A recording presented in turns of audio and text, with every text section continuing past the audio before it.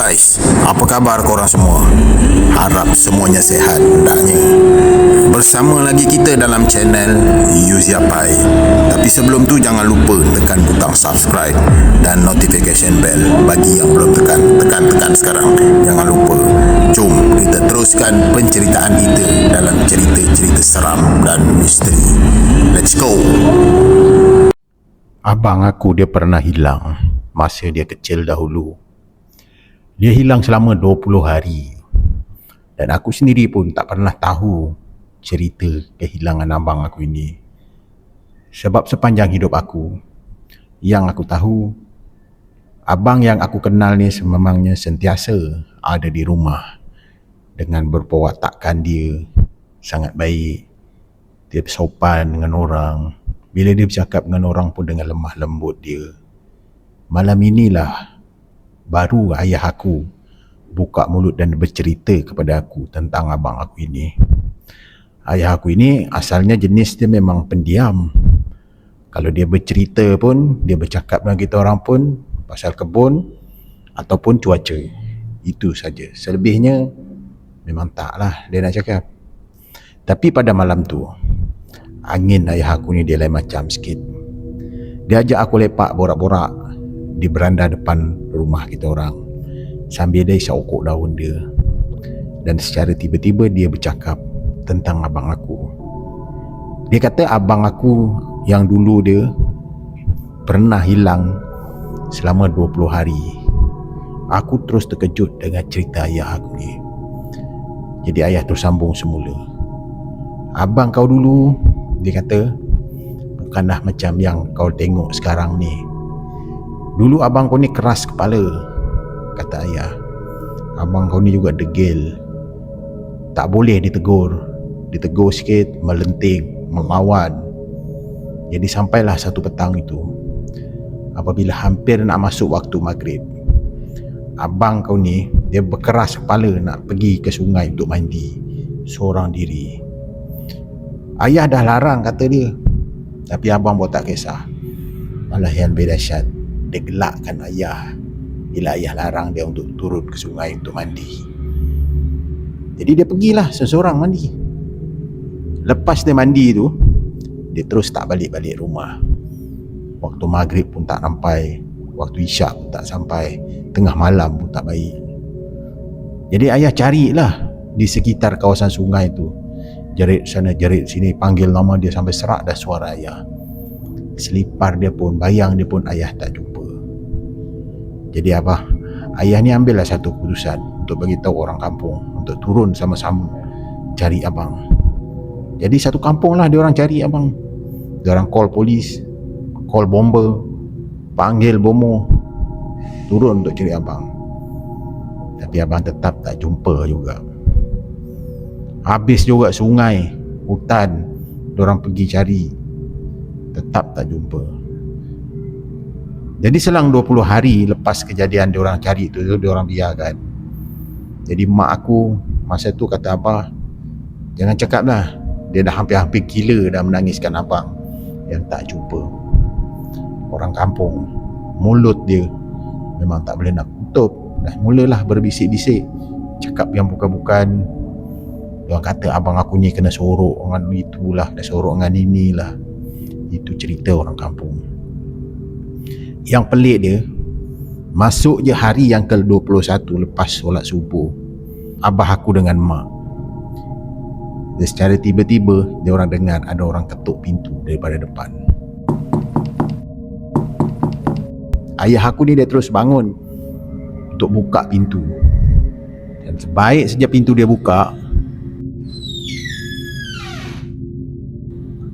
ayah aku terkejut. Dia ternampak abang aku terpacak berdiri di depan pintu rumah. Dan ayah tak kata apa-apa dah bila dia nampak abang masa tu muncul di depan pintu. Ayah rasa pelik. Abang aku ni balik dalam keadaan yang bersih, kata ayah. Baju yang sama masa dia pakai yang dia nak pergi mandi sungai tu, itulah baju yang dia pakai balik. Bersih je baju tu, tak kotor langsung. Rambut dia tak ada kusut-kusut dah. Rapi je dia sikap. Muka abang aku ni pun segar je, kata abang. Dia tak kurus, badan sehat walafiat, tak ada cala-cala kulit dia. Seolah-olah kata ayah, abang aku ni orangnya macam baru bangun daripada tidur. Dan bila ayah aku tanya balik, abang pergi mana? Abang aku jawab lembut je. Abang aku kata pada ayah, dia dijaga orang yang baik. Dan abang aku kata pula, tempat tu cantik, tempat orang yang menjaga dia, bercahaya, dan ada orang yang selalu baca-baca. Itu kata abang pada ayah.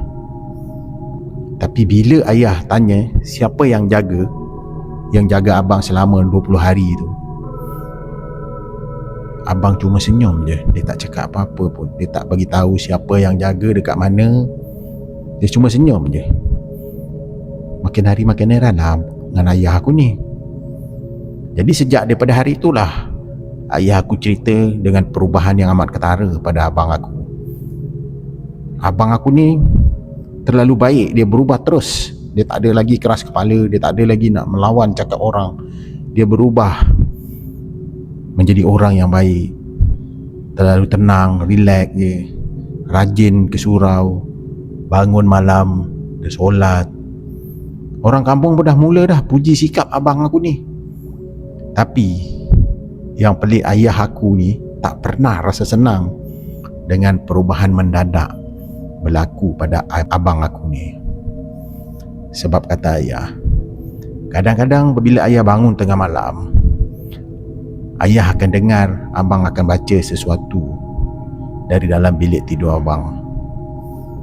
Ayah dengar dia membaca, bukan macam bunyi Al-Quran, tapi bahasa yang lain je yang ayah dengar abang baca. Lembut dia bunyi bahasa, berulang-ulang, macam sesuatu mantera, kata abah. Dan bilik abang aku pula selalu je ada bau pelik. Bila ayah lalu depan bilik abang ni, bau wangi. Tapi bau dia tu boleh buat tekak lawyer.